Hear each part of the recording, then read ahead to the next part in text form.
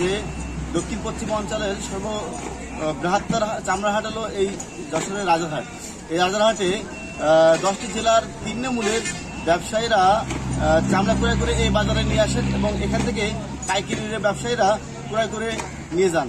আমি আপনার মাধ্যমে দর্শকদের দেখাতে চাই, আমি যেখানে দাঁড়িয়ে আছি যশোরের রাজারহাটে চামড়া বাজারে। সেখানে এই যে ছোট ছোট ব্যবসায়ীরা চামড়া নিয়ে আসছেন এবং চামড়াগুলো ক্রয় করছেন বড় বড় ব্যবসায়ীরা।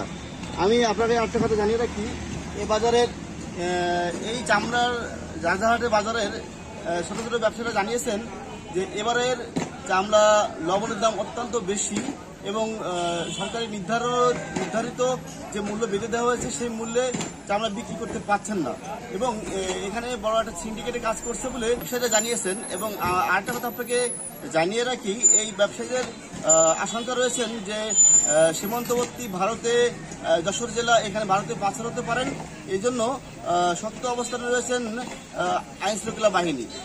আমি এই বাজারে এসে জানতে পেরেছি যে এবার শ্রমিকের মজুরি বেশি, লবণের দামও বেশি, যে কারণে ব্যবসায়ীরা অত্যন্ত ক্ষতির দিকে যেতে পারে বলে জানিয়েছেন। ধন্যবাদ আপনাকে। যশোরের রাজারহাট থেকে সমস্যা ছিল।